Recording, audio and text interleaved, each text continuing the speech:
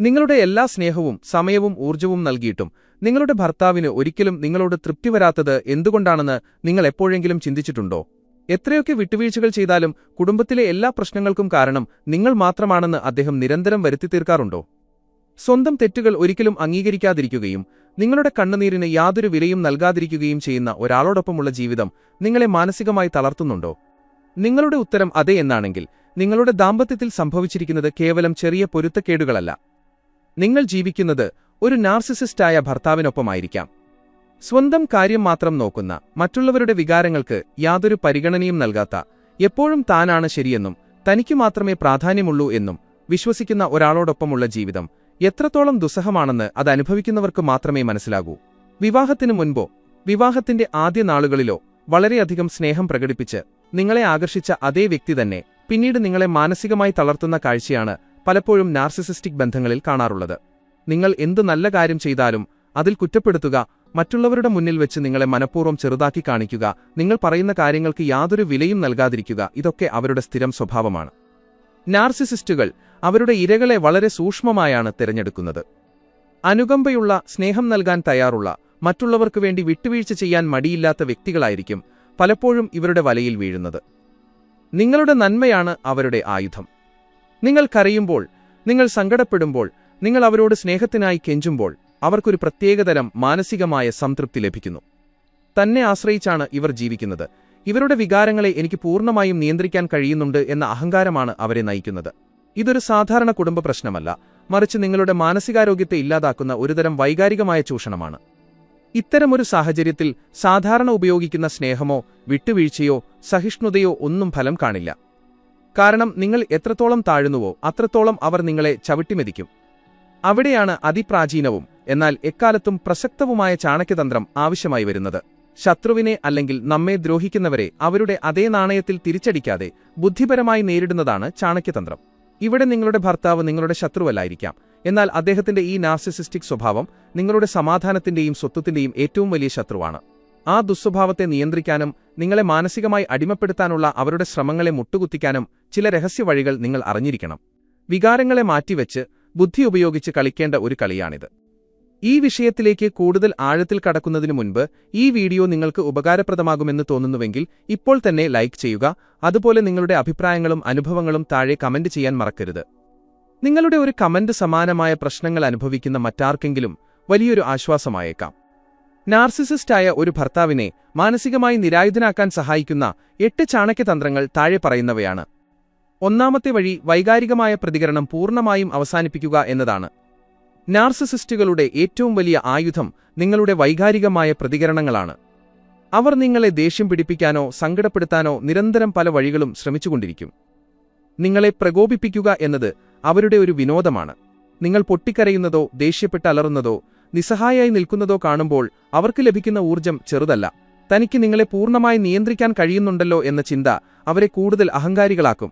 ചാണക്യനീതി പറയുന്നത് ഒരു വ്യക്തി നമ്മെ പ്രകോപിപ്പിക്കാൻ ശ്രമിക്കുമ്പോൾ നമ്മൾ ശാന്തരായിരിക്കുക എന്നതാണ് അവർക്ക് നൽകാൻ കഴിയുന്ന ഏറ്റവും വലിയ തിരിച്ചടി എന്നാണ്. ഇനി മുതൽ അദ്ദേഹം നിങ്ങളെ അകാരണമായി കുറ്റപ്പെടുത്തുമ്പോഴോ പരിഹസിക്കുമ്പോഴോ യാതൊരു ഭാവവ്യത്യാസവും കാണിക്കാതിരിക്കാൻ ശ്രമിക്കുക. നിങ്ങളുടെ മുഖത്ത് സങ്കടമോ ദേഷ്യമോ വരാതിരിക്കാൻ പ്രത്യേകം ശ്രദ്ധിക്കുക. വെറും ഒരു കല്ലുപോലെ യാതൊരു വികാരവുമില്ലാതെ നിൽക്കുക. നിങ്ങൾ പ്രതികരിക്കാതിരിക്കുമ്പോൾ അവർക്ക് അവരുടെ നിയന്ത്രണം നഷ്ടപ്പെടുന്നതായി തോന്നും. അവരുടെ വാക്കുകൾക്ക് നിങ്ങളുടെ മേൽ യാതൊരു സ്വാധീനവുമില്ല എന്ന് കാണുമ്പോൾ അവർ ഉള്ളിൽ അസ്വസ്ഥരാകും. നിങ്ങളുടെ കണ്ണീരും ദേഷ്യവുമാണ് അവരുടെ ഇന്ധനം. ആ ഇന്ധനം നൽകാതിരിക്കുക എന്നതാണ് അവരെ മുട്ടുകുത്തിക്കാനുള്ള ഏറ്റവും പ്രധാനപ്പെട്ട ആദ്യത്തെ പടി. രണ്ടാമത്തെ വഴി നിങ്ങളുടെ ചുറ്റും അതിശക്തമായ അതിരുകൾ നിശ്ചയിക്കുക എന്നതാണ്. നാർസിസിസ്റ്റുകൾക്ക് മറ്റുള്ളവരുടെ വ്യക്തിപരമായ അതിരുകളെക്കുറിച്ച് യാതൊരു ബോധ്യവുമില്ല. നിങ്ങളുടെ സ്വകാര്യത, നിങ്ങളുടെ സമയം, നിങ്ങളുടെ വികാരങ്ങൾ, നിങ്ങളുടെ പണം എന്നിവയെല്ലാം അവർ അവരുടെ സ്വന്തം അവകാശമായി കണക്കാക്കുകയും ഇഷ്ടത്തിനനുസരിച്ച് ഉപയോഗിക്കാൻ ശ്രമിക്കുകയും ചെയ്യും. നിങ്ങൾ എപ്പോഴൊക്കെ അവർക്കുവേണ്ടി നിങ്ങളുടെ അതിരുകൾ മായ്ച്ചു കളയുന്നുവോ അപ്പോഴൊക്കെ അവർ നിങ്ങളെ കൂടുതലായി ചൂഷണം ചെയ്യും. ഇവിടെ നിങ്ങൾ ഇരുമ്പുമതിൽ പോലെ വ്യക്തമായ അതിരുകൾ വരയ്ക്കേണ്ടതുണ്ട്. എന്ത് കാര്യമാണ് നിങ്ങൾ അനുവദിക്കുക, എന്ത് കാര്യമാണ് നിങ്ങൾ ഒരു കാരണവശാലും വെച്ചുപൊറുപ്പിക്കാത്തത് എന്ന് വളരെ വ്യക്തമായി അവരെ അറിയിക്കുക. ചാണക്യൻ പറയുന്നത് സ്വന്തം വില മനസ്സിലാക്കാത്തവരെ മറ്റാരും ബഹുമാനിക്കില്ല എന്നാണ്. നിങ്ങൾ എന്തിനും ഏതിനും തലയാട്ടുന്ന, എന്ത് സഹിക്കാനും തയ്യാറുള്ള ഒരു വ്യക്തിയാണെങ്കിൽ അവർ നിങ്ങളെ വീണ്ടും വീണ്ടും അപമാനിക്കും. അതിനാൽ വേണ്ട എന്ന് പറയേണ്ടിടത്ത് ഉറപ്പോടെ തന്നെ വേണ്ട എന്ന് പറയുക. തുടക്കത്തിൽ അവർ ഇതിനെ അതിശക്തമായി എതിർത്തേക്കാം, നിങ്ങളെ കുറ്റക്കാരിയാക്കാൻ ശ്രമിച്ചേക്കാം, വലിയ വഴക്കുകൾ ഉണ്ടാക്കിയേക്കാം. എന്നാൽ നിങ്ങൾ നിങ്ങളുടെ തീരുമാനത്തിൽ യാതൊരു മാറ്റവുമില്ലാതെ ഉറച്ചുനിൽക്കുമ്പോൾ അവർക്ക് മനസ്സിലാകും നിങ്ങളെ ഇനി പഴയതുപോലെ എളുപ്പത്തിൽ വഴക്കാൻ കഴിയില്ല എന്ന്. അത് അവരുടെ അഹങ്കാരത്തിനേൽക്കുന്ന വലിയൊരു പ്രഹരമായിരിക്കും. മൂന്നാമത്തെ വഴി നിങ്ങളുടെ സ്വന്തം ജീവിതത്തിലും വ്യക്തിപരമായ വളർച്ചയിലും മാത്രം ശ്രദ്ധ കേന്ദ്രീകരിക്കുക എന്നതാണ്. ഒരു നാർസിസിസ്റ്റിന്റെ ഭാര്യ എപ്പോഴും അവരുടെ ചുറ്റും മാത്രം കറങ്ങുന്ന ഒരു ഉപഗ്രഹം ആയിരിക്കണമെന്നാണ് അവർ ആഗ്രഹിക്കുന്നത്. നിങ്ങളുടെ ലോകം അവർ മാത്രമായിരിക്കണം. നിങ്ങളുടെ സന്തോഷവും സങ്കടവുമെല്ലാം അവരുടെ തീരുമാനങ്ങളെ ആശ്രയിച്ചായിരിക്കണം. നിങ്ങളുടെ വ്യക്തിത്വത്തെ പൂർണ്ണമായും ഇല്ലാതാക്കുക എന്നതാണ് അവരുടെ ലക്ഷ്യം.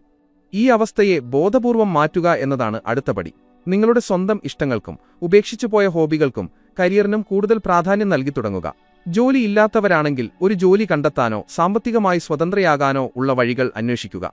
നിങ്ങൾ സ്വയം വളരുകയും നിങ്ങളുടേതായ ലോകത്ത് സന്തോഷവതിയായിരിക്കുകയും ചെയ്യുന്നത് കാണുമ്പോൾ നാർസിസിസ്റ്റായ ഒരു വ്യക്തിക്ക് അതൊട്ടും സഹിക്കാൻ കഴിയില്ല.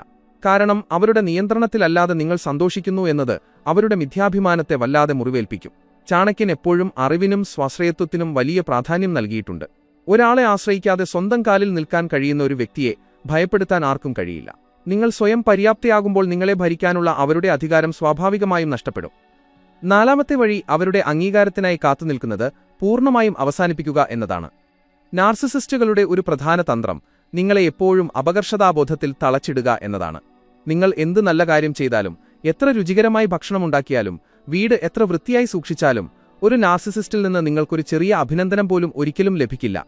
പകരം അതിലില്ലാത്ത കുറ്റങ്ങൾ കണ്ടുപിടിക്കാനും നിങ്ങളെ മറ്റ് സ്ത്രീകളുമായി താരതമ്യം ചെയ്ത് അപമാനിക്കാനുമായിരിക്കും അവർ എപ്പോഴും ശ്രമിക്കുക.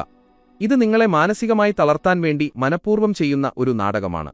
ഞാൻ ഒന്നിനും കൊള്ളാത്തവളാണ് എന്ന ചിന്ത നിങ്ങളിൽ ഉണ്ടാക്കിയെടുക്കുക എന്നതാണ് അവരുടെ ഉദ്ദേശം. അതിനാൽ ഇനിമുതൽ അവർ നിങ്ങളെ അംഗീകരിക്കുമെന്നോ നല്ല വാക്കു പറയുമെന്നോ ഒരിക്കലും പ്രതീക്ഷിക്കാതിരിക്കുക. നിങ്ങൾ ചെയ്യുന്ന കാര്യങ്ങൾ ശരിയാണെന്ന് നിങ്ങളുടെ മനസാക്ഷിക്ക് ബോധ്യമുണ്ടെങ്കിൽ അത് പൂർണ്ണ ആത്മവിശ്വാസത്തോടെ ചെയ്യുക. നിങ്ങളുടെ മൂല്യം നിശ്ചയിക്കാൻ അവരുടെ സർട്ടിഫിക്കറ്റിനായി കാത്തുനിൽക്കേണ്ട യാതൊരാവശ്യവുമില്ല. നിങ്ങളെ നിങ്ങൾ തന്നെ പൂർണ്ണമായി അംഗീകരിക്കുക. നിങ്ങൾ അവരുടെ വാക്കുകളെ ആശ്രയിക്കുന്നില്ല എന്നും അവരുടെ കുറ്റപ്പെടുത്തലുകൾ നിങ്ങളെ ബാധിക്കുന്നില്ല എന്നും കാണുമ്പോൾ അവർ തോൽവി സമ്മതിക്കും. അഞ്ചാമത്തെ വഴി നിശബ്ദത എന്ന ഏറ്റവും മൂർച്ചയേറിയ ആയുധം പ്രയോഗിക്കുക എന്നതാണ്. വാക്കുകൾ കൊണ്ട് ഒരാളെ തോൽപ്പിക്കാൻ കഴിയില്ലെങ്കിൽ നിശബ്ദത കൊണ്ട് അവരെ ഇല്ലാതാക്കാൻ സാധിക്കുമെന്ന് ചാണക്യൻ തന്റെ നയങ്ങളിൽ വ്യക്തമാക്കിയിട്ടുണ്ട്. നാർസിസിസ്റ്റുകൾ എപ്പോഴും വാദപ്രതിവാദങ്ങൾ ഇഷ്ടപ്പെടുന്നവരാണ്. ഇല്ലാത്ത കാര്യങ്ങൾ പറഞ്ഞ് നിങ്ങളെ തർക്കത്തിലേക്ക് വലിച്ചിഴക്കാൻ അവർക്ക് പ്രത്യേക കഴിവുണ്ട്. തർക്കത്തിലൂടെ അവർ അവരുടെ മേധാവിത്വം സ്ഥാപിക്കാനും നിങ്ങളെ കുറ്റക്കാരിയാക്കാനും ശ്രമിക്കും. അവർ നിങ്ങളെ പ്രകോപിപ്പിക്കാനായി അടിസ്ഥാനമില്ലാത്ത ആരോപണങ്ങൾ ഉന്നയിക്കുമ്പോൾ നിങ്ങൾ യാതൊന്നും മിണ്ടാതെ അവഗണിച്ചു മാറി നിൽക്കുക. നിങ്ങൾ നിരപരാധിയാണെന്ന് തെളിയിക്കാൻ പോകാതിരിക്കുക. കാരണം അവർക്ക് സത്യം അറിയേണ്ട ആവശ്യമില്ല. നിങ്ങളെ തോൽപ്പിക്കുക എന്നത് മാത്രമാണ് ലക്ഷ്യം. അവരുടെ വാക്കുകൾക്ക് ഒരു പുല്ലിന്റെ വില പോലും നിങ്ങൾ നൽകുന്നില്ല എന്ന് നിങ്ങളുടെ നിശബ്ദതയിലൂടെയും ശരീരഭാഷയിലൂടെയും അവർക്ക് കാണിച്ചുകൊടുക്കുക. ഈ അഗാധമായ നിശബ്ദത അവരെ വല്ലാതെ ഭയപ്പെടുത്തും. നിങ്ങൾ എന്താണ് ചിന്തിക്കുന്നതെന്നോ നിങ്ങളുടെ അടുത്ത നീക്കം എന്താണെന്നോ അവർക്ക് മനസ്സിലാകില്ല. നിങ്ങളെ വായിക്കാൻ കഴിയാത്ത അവസ്ഥ ഒരു നാർസിസിസ്റ്റിനെ സംബന്ധിച്ചിടത്തോളം വലിയ പരാജയമാണ്. ആറാമത്തെ വഴി യാഥാർത്ഥ്യബോധം എപ്പോഴും കാത്തുസൂക്ഷിക്കുകയും അവരുടെ നുണകളെ തിരിച്ചറിയുകയും ചെയ്യുക എന്നതാണ്. നാർസിസിസ്റ്റുകൾ ഉപയോഗിക്കുന്ന ഏറ്റവും അപകടകരമായ തന്ത്രമാണ് നിങ്ങളുടെ ഓർമ്മകളെ ചോദ്യം ചെയ്യുക എന്നത്. നടന്ന കാര്യങ്ങൾ നടന്നിട്ടില്ലെന്നും അവർ പറയാത്ത കാര്യങ്ങൾ നിങ്ങൾ പറഞ്ഞുവെന്നും അവർ വളരെ ആത്മവിശ്വാസത്തോടെ വാദിക്കും. ഇത് നിരന്തരം കേൾക്കുമ്പോൾ നിങ്ങൾക്ക് നിങ്ങളുടെ സ്വന്തം ഓർമ്മശക്തിയെയും ബുദ്ധിയെയും സംശയം തോന്നിത്തുടങ്ങും. എനിക്ക് മാനസികമായി എന്തെങ്കിലും കുഴപ്പമുണ്ടോ എന്ന് നിങ്ങൾ ചിന്തിച്ചു പോകും. ഈ മാനസികമായ ചതിക്കുഴിയെ കൃത്യമായി തിരിച്ചറിയുക എന്നതാണ് പ്രധാനം. നടന്ന സംഭവങ്ങൾ വളരെ വ്യക്തമായി ഓർമ്മയിൽ വയ്ക്കുക. അവർ എന്തൊക്കെ പച്ചക്കള്ളങ്ങൾ പറഞ്ഞാലും നിങ്ങളുടെ യാഥാർത്ഥ്യബോധത്തിൽ നിന്ന് ഒരു കാരണവശാലും വ്യതിചലിക്കാതിരിക്കുക. ആവശ്യമെങ്കിൽ പ്രധാനപ്പെട്ട കാര്യങ്ങൾ എഴുതി സൂക്ഷിക്കുകയോ ഡിജിറ്റൽ തെളിവുകൾ സൂക്ഷിക്കുകയോ ചെയ്യാം. നിങ്ങളെ ആശയക്കുഴപ്പത്തിലാക്കാൻ അവർക്ക് കഴിയില്ല എന്ന് വരുമ്പോൾ അവരുടെ ഏറ്റവും വലിയ ആയുധമാണ് ഇല്ലാതാകുന്നത്. സ്വന്തം ബുദ്ധിയിലും ഓർമ്മയിലും ഉറച്ചു വിശ്വസിക്കുക എന്നത് ശത്രുവിന്റെ കള്ളങ്ങളെ നേരിടാനുള്ള ചാണക്യന്റെ പ്രധാന നിർദ്ദേശമാണ്. ഇത്രയും കാര്യങ്ങൾ കേൾക്കുമ്പോൾ നിങ്ങൾക്കിതിന്റെ ഗൗരവം മനസ്സിലായിക്കാണുമെന്ന് കരുതുന്നു. ഈ 8 തന്ത്രങ്ങളിൽ ബാക്കി വരുന്ന പ്രധാനപ്പെട്ട കാര്യങ്ങളിലേക്ക് കടക്കുന്നതിന് മുൻപ് ഒരു കാര്യം ഓർമ്മിപ്പിക്കട്ടെ. ഈ വീഡിയോ നിങ്ങൾക്ക് ഇതുവരെ ഉപകാരപ്രദമായി എന്ന് തോന്നുന്നുണ്ടെങ്കിൽ വീഡിയോ ലൈക്ക് ചെയ്യാനും നിങ്ങളുടെ വിലയേറിയ അഭിപ്രായങ്ങൾ താഴെ കമന്റ് ചെയ്യാനും മറക്കരുത്. നിങ്ങളുടെ പിന്തുണയാണ് ഇത്തരം ആഴത്തിലുള്ള വിഷയങ്ങൾ കൂടുതൽ ലളിതമായി അവതരിപ്പിക്കാൻ എനിക്ക് പ്രചോദനമാകുന്നത്. ഏഴാമത്തെ വഴി നിങ്ങൾക്കായി ശക്തമായ ഒരു പിന്തുണാ സംവിധാനം അഥവാ സപ്പോർട്ട് സിസ്റ്റം ഉണ്ടാക്കിയെടുക്കുക എന്നതാണ്. നാർസിസിസ്റ്റുകളുടെ മറ്റൊരു പ്രധാന ലക്ഷ്യം നിങ്ങളെ ഒറ്റപ്പെടുത്തുക എന്നതാണ്. വിവാഹം കഴിഞ്ഞയുടനെ തന്നെ അവർ വളരെ തന്ത്രപരമായി നിങ്ങളെ നിങ്ങളുടെ സ്വന്തം കുടുംബത്തിൽ നിന്നും അടുത്ത സുഹൃത്തുക്കളിൽ നിന്നും അകറ്റാൻ ശ്രമിക്കും. അവർക്കെതിരെ ഇല്ലാത്ത കുറ്റങ്ങൾ പറഞ്ഞ് നിങ്ങളെ അവരിൽ നിന്നും അകറ്റും. കാരണം നിങ്ങൾ ഒറ്റപ്പെട്ടാൽ മാത്രമേ നിങ്ങളെ പൂർണ്ണമായി അവരുടെ നിയന്ത്രണത്തിൽ കൊണ്ടുവരാൻ കഴിയൂ എന്ന് അവർക്ക് നന്നായി അറിയാം. നിങ്ങൾക്ക് പോകാൻ വേറെ ഇടമില്ല, സഹായത്തിനാരുമില്ല എന്ന അവസ്ഥ സൃഷ്ടിക്കുകയാണ് അവർ ചെയ്യുന്നത്. ഈ കൊടിയ ചതിക്കുഴിയിൽ ഒരിക്കലും വീഴാതിരിക്കുക. നിങ്ങളുടെ വിശ്വസ്തരായ സുഹൃത്തുക്കളുമായും മാതാപിതാക്കളുമായും സഹോദരങ്ങളുമായും എപ്പോഴും ഊഷ്മളമായ സമ്പർക്കം പുലർത്തുക. അവരുടെ ഫോൺ കോളുകൾ അറ്റൻഡ് ചെയ്യാനും അവരുമായി സമയം ചിലവഴിക്കാനും സമയം കണ്ടെത്തുക. നിങ്ങൾക്കെന്ത് പ്രതിസന്ധി വന്നാലും നിങ്ങളെ സഹായിക്കാൻ ആളുകളുണ്ട് എന്ന തോന്നൽ നിങ്ങൾക്ക് നൽകുന്ന ആത്മവിശ്വാസം വളരെ വലുതായിരിക്കും. ഒറ്റപ്പെട്ടവനെ ആക്രമിക്കാൻ വളരെ എളുപ്പമാണ്, എന്നാൽ ശക്തമായ പിന്തുണയുള്ളവരെ തൊടാൻ ശത്രു ഒന്ന് ഭയപ്പെടുമെന്ന ചാണക്യന്റെ വാക്യം എപ്പോഴും മനസ്സിൽ സൂക്ഷിക്കുക. എട്ടാമത്തെയും അവസാനത്തെയും വഴി പൂർണ്ണമായും പ്രവചനാതീതമായി പെരുമാറുക എന്നതാണ്. നാർസിസിസ്റ്റുകൾ നിങ്ങളെ വളരെ നാളുകളായി നിരീക്ഷിച്ച് നിങ്ങളുടെ സ്വഭാവത്തെക്കുറിച്ചൊരു ധാരണ ഉണ്ടാക്കിയിട്ടുണ്ടാകും. അവർ ഒരു കാര്യം പറഞ്ഞാൽ നിങ്ങൾ എങ്ങനെ പ്രതികരിക്കും, എപ്പോൾ കരയും, എപ്പോൾ ദേഷ്യപ്പെടും എന്നൊക്കെ അവർക്ക് മുൻകൂട്ടി അറിയാം. ഈ മുൻകൂർ അറിവാണ് അവരുടെ ശക്തി. അതിനാൽ നിങ്ങളുടെ പെരുമാറ്റം തികച്ചും പ്രവചനാതീതമാക്കുക. അവർ പ്രതീക്ഷിക്കാത്ത രീതിയിൽ കാര്യങ്ങളോട് പ്രതികരിച്ചു തുടങ്ങുക. മുൻപ് അവർ ദേഷ്യപ്പെടുമെന്ന് കരുതി നിങ്ങൾ ചെയ്യാതിരുന്ന പല കാര്യങ്ങളും നിങ്ങളുടെ അവകാശങ്ങൾ യാതൊരു ഭയവുമില്ലാതെ വളരെ സ്വാഭാവികമായി ചെയ്തു തുടങ്ങുക. അവർ ഒച്ചവെക്കുമ്പോൾ ഭയന്ന് മാറി നിൽക്കുന്നതിനു പകരം നേരെ കണ്ണിൽ നോക്കി ശാന്തമായി സംസാരിക്കുക. നിങ്ങളുടെ ഈ അപ്രതീക്ഷിതമായ മാറ്റം അവരെ വലിയ ആശയക്കുഴപ്പത്തിലാക്കും. നിങ്ങളെ എങ്ങനെ കൈകാര്യം ചെയ്യണം, നിങ്ങളുടെ പുതിയ രൂപത്തെ എങ്ങനെ നേരിടണം എന്ന് അവർക്ക് മനസ്സിലാകാതെ വരും.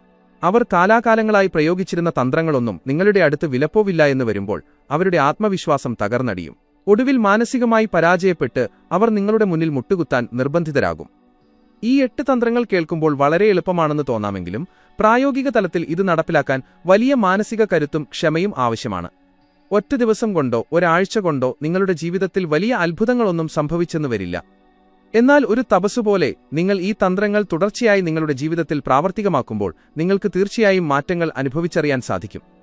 ആദ്യം അവർ കൂടുതൽ ദേഷ്യപ്പെട്ടേക്കാം, എന്നാൽ ക്രമേണ അവർക്ക് മനസ്സിലാകും നിങ്ങളെ ഇനി പഴയതുപോലെ അടിമയാക്കി വെക്കാൻ കഴിയില്ല എന്ന്. ഓർക്കുക, നിങ്ങളുടെ ജീവിതം, നിങ്ങളുടെ സമാധാനം, നിങ്ങളുടെ സന്തോഷം എന്നിവയൊന്നും ആരുടെ മുന്നിലും, അത് ഭർത്താവായാൽ പോലും, അടിയറവ് വെക്കാനുള്ളതല്ല. അത് സംരക്ഷിക്കേണ്ടത് നിങ്ങളുടെ മാത്രം ഉത്തരവാദിത്തമാണ്.